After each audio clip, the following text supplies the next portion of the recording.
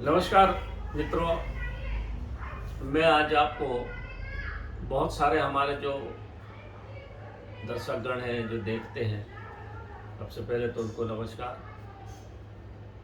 बांदा के संबंध में बहुत पूछते हैं लोग। बांदा क्या है? पेड़ के ऊपर पेड़ मिल जाए तो बांदा।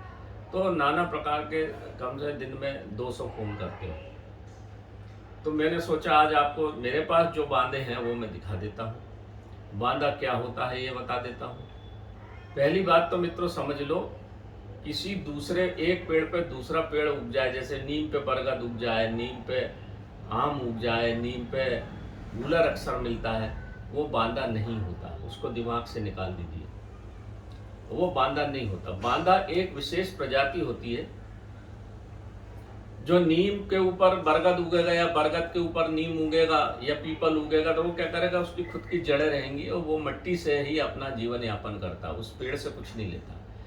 परंतु बांदे की एक खासियत होती कि वो जिस पेड़ पे उगता है, मोटी पत्ती होती है, उसको मोड़ो तो टूट जाता है, लाल रंग के उसके पुष्प होते हैं, मुर्गे की कलगी के जैसे खूबसूरत, और ऐसी आड़ी टेढ़ी डगाने रहेंगी और इतना बड़ा गुच्छा पेड़ों का रहेगा और उसमें गठाने रहेंगी।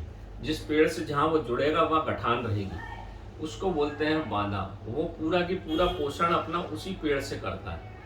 वो उस पेड़ से करने के कारण उस पेड़ के पूरे दिव्य गुण उसके अंदर आ जाते हैं। वो छोटा सा जो आपको कंद दिखता है, छोटा सा गुटका दिखता है, उसमें वो पूरे पेड़ के दिव्य गुण आ जाते हैं, इसलिए उसको बोलते हैं बांदा। और बांदे का महत्व है।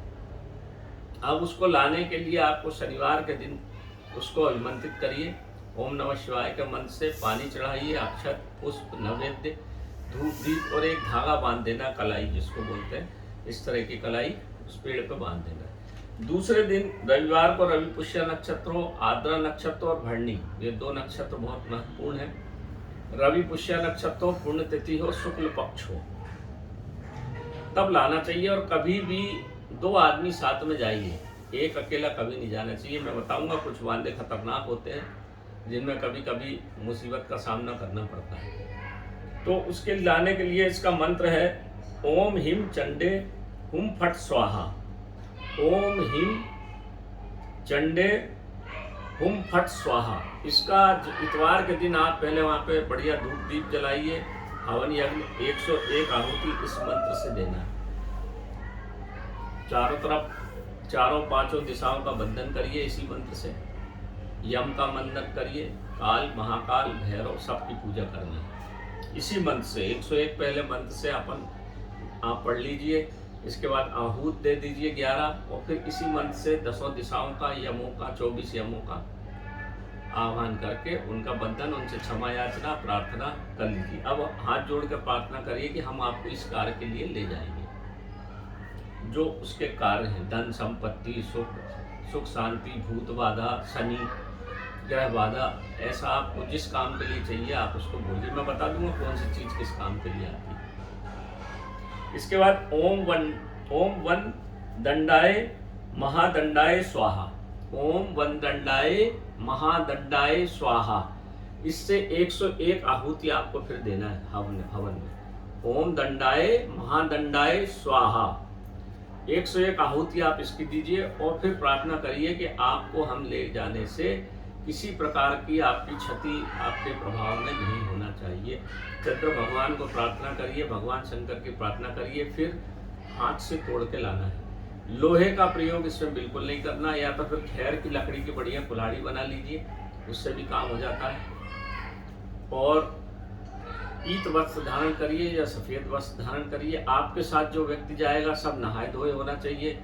मांस मदिरा का सेवन करने वाला इसको कभी नहीं तोड़ता, उसको ध्यान रखना चाहिए। ये इतनी बातें हैं मित्रों, इस सब को ध्यान में रखते हुए आप लाइए। अब मैं आपको पास से दिखा देता हूँ, मेरे पास जो जो बांधे हैं आप पास से देख लीजिए। ये है पलाश का बांधा, ये देखिए सफेद पलाश के पुष्प लगे हुए हैं, ये डगान थी सफेद पलाश की। और ये बांधा है, ये अतिशय दिव्य और अतिशय रेयर बांधा, ये मिलता ही नहीं कहीं, स्वाभाविक पलाश का पेड़ ही नहीं मिलेगा। ये देखिए, ये 3-4 साल हो गए लाए हुए, संभाल के रखा है। ये उसकी चारों पांचों दिशाओं की सफेद पलाश की जड़ है। ये कुश का बांधा है, ये भी नहीं मिलता कुश का बांधा, क्योंकि नीचे ढूंढना पड़ता है जड़ के पास। ये चंदन का बांधा है, ये कर्नाटक से हमारे मित्र थे, एसडीओ साहब उनने बुलाया था, वहीं से लाया था मैं ये चंदन का बांधा। ये है इमली का बांधा, ये भूत प्रेत बाधा के लिए काम में आता है। ये बहुत ही काम की चीज़ है। ये गूलर का बांधा है, ये बरगद का बांधा है, सॉरी। ये है बेर का बांधा, ये है खैर का बांधा, ये है ऐंठा, बड़ा ऐंठा जिसको हजारों लोग घूमते फिरते, ये बड़ा ऐंठा है। ये क्या काम आता मैं बता दूँ। ये हमारे स्वीतार गणेश जी हैं, ये जमीन में से ऐसे निकलते हैं ये दोनों। अब आप चीज कैमरा वहीं रख दीजिए, अब मैं आपको एक एक चीज बता देता हूँ। देख लो दिख रहा है कि नहीं। देखिए ये सफेद पलाश का जो बांधा है ये बहुत काम की चीज है मित्रों। घर में सुख संपत्ति, धरती बाधा, धन लक्ष्मी के लिए विशेष प्रयोग होता है। इसको ताबीज में डाल के देते हैं और इसके साथ ये चारों दिशाओं की जड़ छोटा छोटा टुकड़ा डाल के हम ताबीज में देते हैं, ताकि चारों दिशाओं के जो उपद्रव है, शनि राहु केतु मंगल, सबका उपद्रव शांत हो।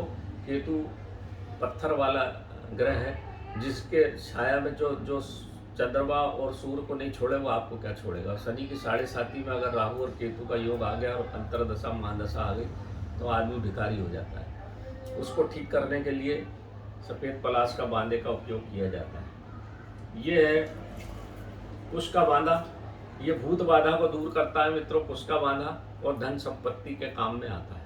अतिशय दिव्य चीज है।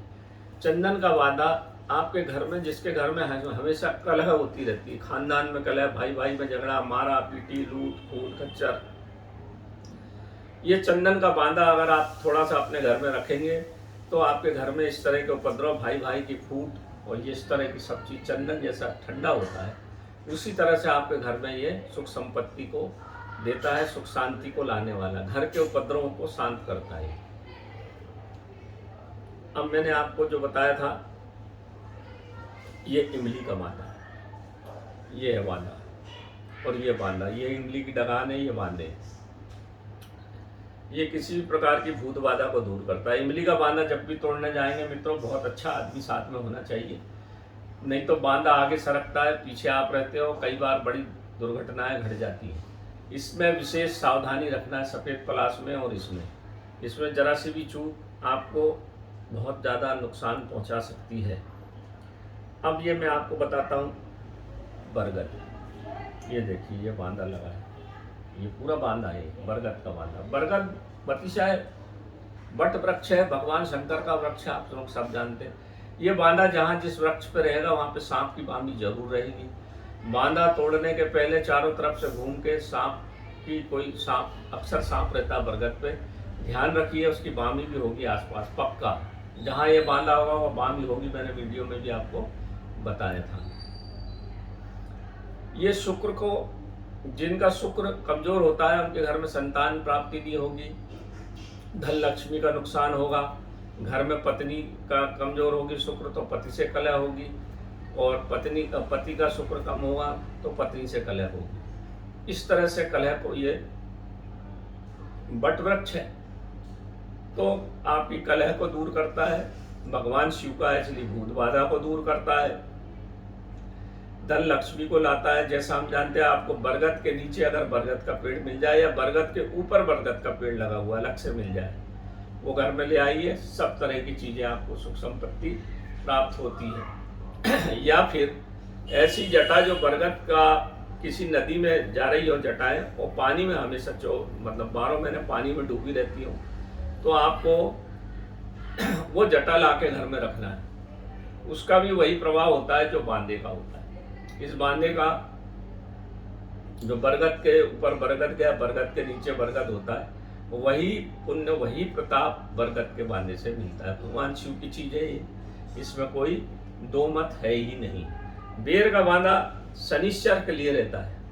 आपका अगर शनि खराब है तो आपको बर्बाद कर देगा। बेर बद्री बोलते हैं शिव को, तो बेर का बांधा आपके शनि प्रभाव को खत्म करने के लिए होता है। या शनिवार के दिन जाइए, बेर के ऊपर अगर कोई पत्थर पटका पड़ा मिल जाए, पत्थर ईटा नहीं पत्थर, उस पत्थर को शनिवार के दिन ला के अपने घर में रख के उसकी पूजा पाठ करिए घर के बाहर किसी गमले में, तो शनि का द्वेष खत्म होता है। ऐसा कोई भी व्यक्ति नहीं है संसार में जिसका जीवन में शनि की साढ़े साती 2 बार ना आती हो। जिसको साढ़े साती लगी होती है उसको नाना प्रकार की बीमारियां आएंगी, पैसा जाएगा, धन संपत्ति का नुकसान होगा, व्यापार में नुकसान होगा, कर्जा चढ़ जाएगा। उस सब के लिए बेर का बांदा, बद्री का बांदा काम में आता है। वही काम ये खैर का बांदा भी करता है। खैर भी शनि को बोलते ना तेरी खैर नहीं, तो रावण ने खैर का डंडा बना के, जो उनके भाई शनि महाराज गड़बड़ कर रहे थे, कुबेर के मंत्री थे शनि, तो एक डंडा मारा था, तब से शनि भगवान लंगड़े हो गए। ये वही खैर है। इसको घर के सामने बांधते हैं, मेन दरवाजे पे छोटे से टुकड़े में, लाल कपड़े में। तो शनि हमारे घर में बहुत सारा शनि दूसरों के माध्यम से आता है, जो पैर हाथ धो के नहीं आते। इसलिए पुराने ज़माने में एक बाल्टी बाहर रखी रहती थी, पैर धो के आइए। पैर का प्रवेश शनि से होता है और शाम के टाइम होता है, इसलिए इसको घर के द्वार पर बांधते हैं। ये है डबल ऐठा, ये भूत बाधा के लिए, भूत प्रेत के लिए काम में आता है। मित्रों, इसका बड़ा कठिन काम है इसको निकालना।